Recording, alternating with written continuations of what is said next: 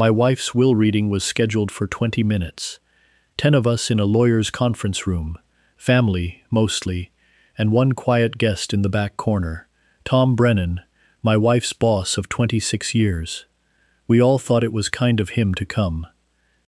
The lawyer was 4 minutes in when my sister-in-law stood up, opened her purse, and announced that the estate owed her $40,000, and that she had the paperwork right here.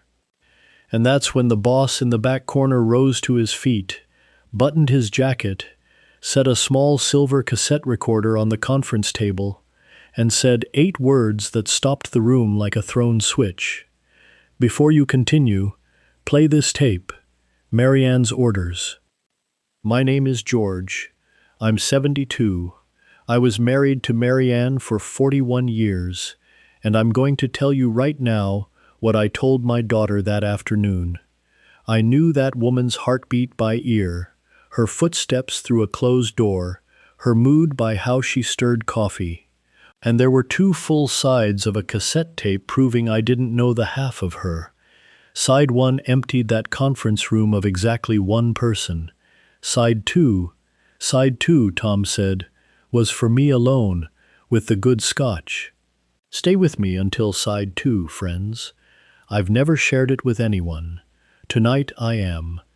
Let me build you the 2 families in this story, because the collision was 40 years coming. Marianne and I married in 1983.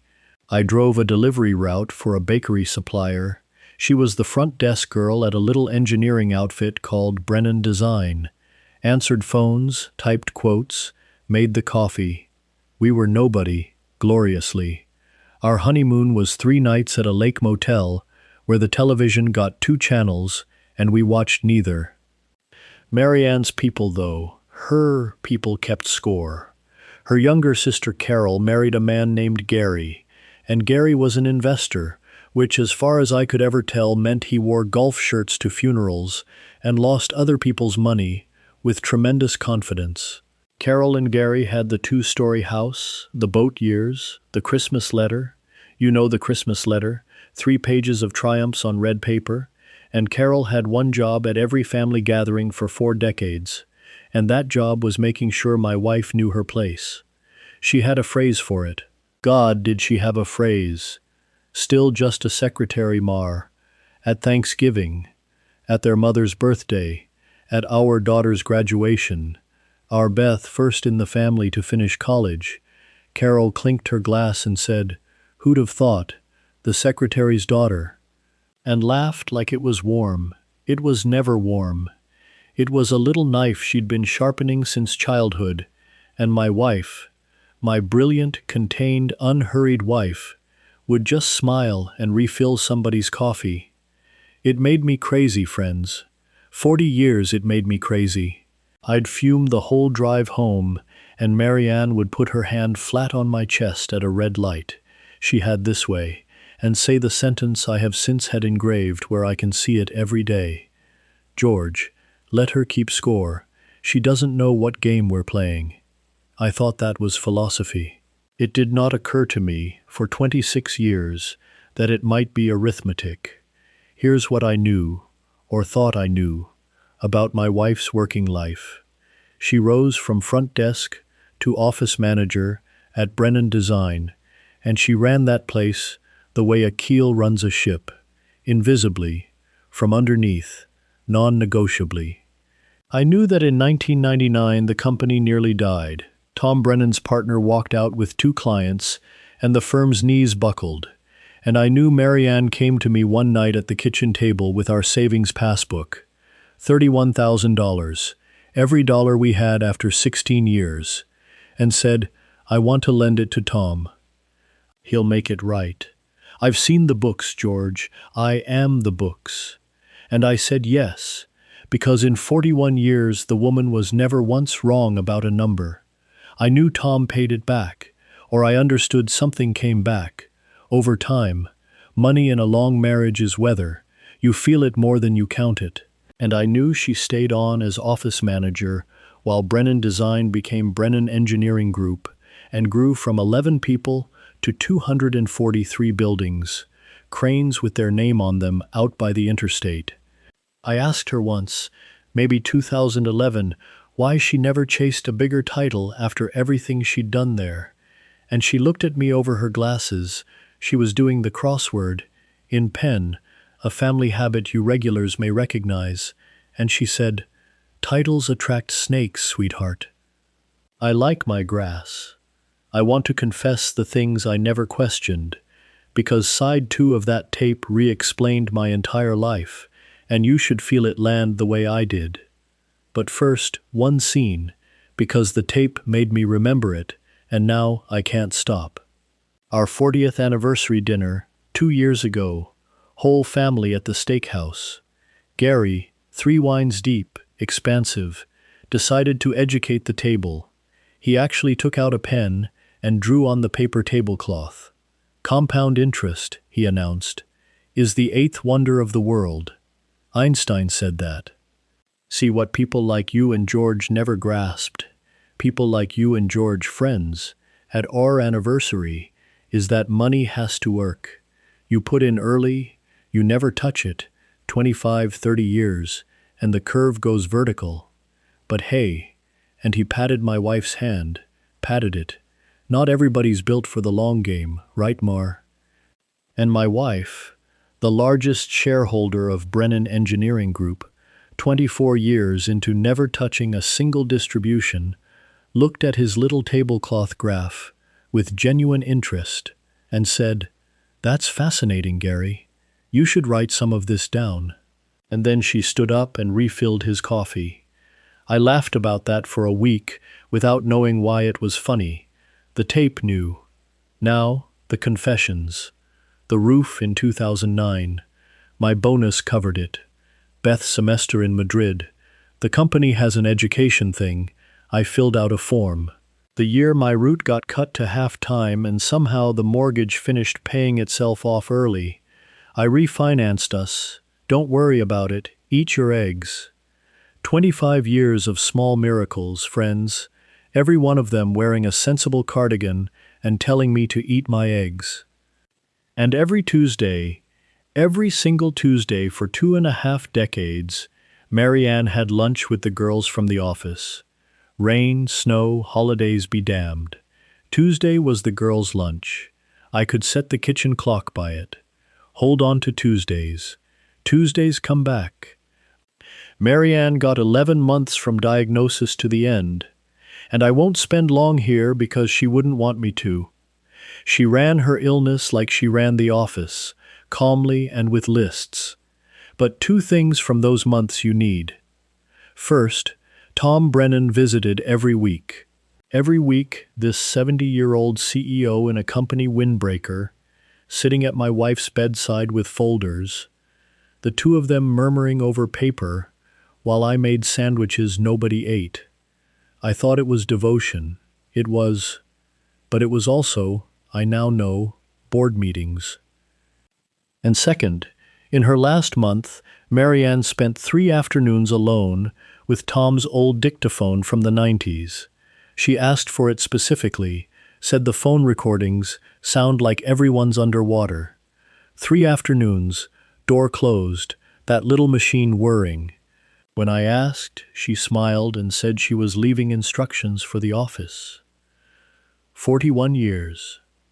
And I can count her lies to me on one hand. That was one of them, half of one anyway. She passed in March, on a Tuesday, which I choose to believe she scheduled. And friends, the casseroles hadn't cooled before Carol started shopping. I want to be measured, because this channel doesn't dance on anybody's grief, including a villain's, but I watched my sister-in-law walk my own hallway 3 days after the funeral, pointing at things. The clock, that was really Mother's. The china Mar would want me to have. She took a cut glass bowl off my sideboard and put it in her tote bag in front of me, patting my arm, saying, "You'll never use it, hun."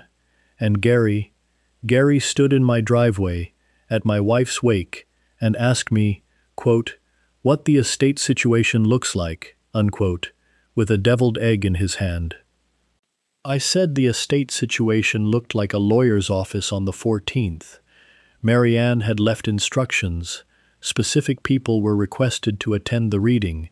Me, Beth, Carol and Gary, by name. And, to everyone's mild surprise, Mr. Tom Brennan. Carol heard that guest list and told her book club. It got back to me. Small towns are honest that way. Well, obviously Mar left little gifts for everyone. She was always sentimental. It won't take long. She was right about exactly one thing. It didn't take long. The 14th. The 14th. A conference room the color of oatmeal. Miss Alvarez, my wife's attorney, sharp, warm, reading glasses on a chain. And around the table, me, Beth, Carol in funeral-adjacent navy, Gary in a golf shirt, 2 cousins, and Tom Brennan in the back corner, with his hands folded on a worn leather satchel, still as a church. Miss Alvarez read the small things first, the way they do, her books to the library, her garden tools to the neighbor girl who'd helped her weed that last summer, her mother's brooch, and here Carol's spine straightened like a car antenna, her mother's brooch to Beth. Carol made a sound, a small sound, like a kettle 2 minutes early, but I heard it. The house and accounts to me, accounts, plural, listed by number, and I remember thinking one of those numbers looked unfamiliar, the way you'd notice a strange coat on your own hook. Hold that thought, the tape holds it too. And then Miss Alvarez turned a page and said, "Before the residual clause there is a—" And Carol stood up. She'd been waiting, friends. You could see it. She rose like she'd rehearsed rising. She opened her purse and produced a folded paper, and in the voice she used to use for still just a secretary, she announced, "Before this goes further, in 2001, I lent my sister $40,000 for the down payment on that house. It was never repaid, and I have the note right here, and I'm told," a glance at Gary, who nodded like a man who'd coached this over breakfast, "I'm told the estate settles debts before it distributes gifts." The room did that thing rooms do. Beth said, "Aunt Carol," and one cousin studied the ceiling tile like scripture. My grief, friends, went to a strange cold place, because I paid for that house with a bakery route and a passbook, and I knew to the dollar where our down payment came from, and the word for the paper in her hand was the ugliest word there is, and I was halfway out of my chair to say it, when the man in the back corner stood up first. Tom Brennan buttoned his jacket the way men of his generation do before saying something permanent. He opened the worn satchel and set a small silver cassette recorder in the middle of that oatmeal table like a chess piece. And he looked at Ms. Alvarez, not at Carol. That detail was its own violence. He never once looked at Carol. And he said, "Before you continue, play this tape, Marianne's orders." Her exact words were, "The moment my sister stands up." Ms. Alvarez, who I would learn had been rehearsed for this moment for months, took off her reading glasses and said, "Noted for the record, Mr. Brennan, side 1, please." And my wife's voice filled the room. "I'm going to give you side 1, the way that room received it." Her voice was thin from the illness, but absolutely level. The crossword in pen voice, the I am the book's voice. "Hello, everyone. If Tom has started this tape, then Carol is standing up and there is a piece of paper out of her purse. Carol, sit down, sweetheart. This will go easier off your feet." Friends, my sister-in-law sat down like the chair had ordered her to. First, some housekeeping the family has coming. In 1999, Tom Brennan's firm was 11 days from missing payroll. George and I loaned Tom $31,000, our whole passbook. Tom offered to repay it within the year. I declined. I asked for equity instead. 35% of a company everyone but me could see was dying. Tom will confirm the math. Tom, confirm the math. And Tom Brennan, standing at the end of that table, said quietly, 35%. 240 employees. She never sold a share, and she reinvested every distribution for 25 years. Marianne was the largest shareholder of Brennan Engineering Group. She was my boss. His voice went somewhere for a second. Best I ever had. The tape kept going. It re-explained the world in that gentle bookkeeper cadence. The Tuesday lunches that were never lunches. They were partners' meetings, 25 years of them, held at a diner because boardrooms, and I quote, make men order like emperors and think like children. The unfamiliar account number in the will, which held a quarter-century of compounding that she'd never touched, and which Miss Alvarez would spell out for me later in a number I will not say out loud, except to tell you that it starts with a 1, and then there's a comma, and then it keeps going for a while. And why the secret? She answered that too, and every regular on this channel could recite the answer with her. Money you talk about changes every room you walk into. I liked our rooms, George. I liked our rooms so much. Then the voice changed. Not louder, cooler. The room felt it before it understood it, like a draft under a door. Now, Carol, the paper in your hand says I borrowed $40,000 from you in 2001. Here is what actually exists on paper between us, and Tom has certified copies. In 2003, when Gary's franchise failed, I gave you $25,000. Gave, Carol. You cried at my kitchen table and you signed a receipt because I loved you, and I still made you sign a receipt because I had, at that point, known you for 45 years. It's in Tom's folder, your signature. The word gift appears twice. So here is what happens next, and Ms. Alvarez will confirm every word. If your paper touches that table, the estate will demand the original, and originals have dates, Carol, real ones, in the ink and in the paper itself. And fraud against an estate is not a family squabble, it is a felony, and my attorney's instructions on this point are written, notarized, and enthusiastic. Or, you can put the paper back in your purse and take instead what I actually left you, which is on the last page of the will, our mother's cake stand, which you always loved, and one Tuesday lunch, paid in advance, at the diner, with your sister's chair empty, where you can sit for 1 hour and decide, at long last, what the score ever got you. You always said I was just a secretary. You were almost right, sweetheart. I was just the secretary, the way the keel is just underwater. Silence on the tape for 3 seconds. Then, mild as milk. Tom, if she stood up before the residual clause, you owe me a steak dinner. Play side 2 for George. Alone. With the good scotch. End of side 1. Click. Carol left before Ms. Alvarez finished the residual clause. She didn't take the cake stand. Gary, I will give the man this.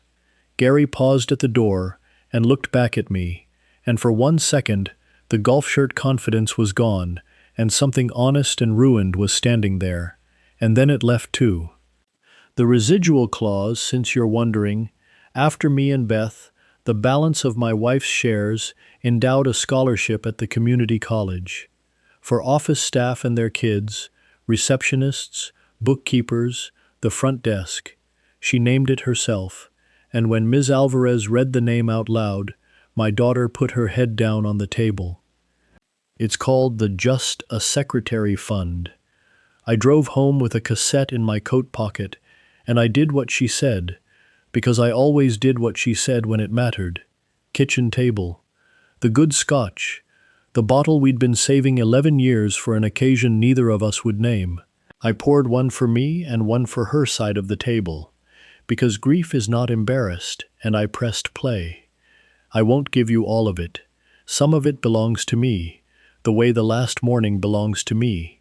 But I'll give you what she'd want given, because side 2 turned out to be for you too. She says so, and you'll hear how. She started with the miracles, went through them like a ledger, laughing at herself. The roof, Madrid, the mortgage, a bonus in 1996 that was actually the first dividend spent on the anniversary trip where I thought I was treating her. 41 years, George, and you never audited me once. Do you know what that's worth? I sat in rooms with men worth 8 figures who counted their wives' grocery receipts. You ate your eggs. You magnificent, incurious man. It was the safest vault in America, your trust. I kept our whole life in it. Then she told me to go to the closet and get the blue hatbox. Friends, that hatbox sat on the top shelf of our closet for 40 years, and I never opened it because it was hers.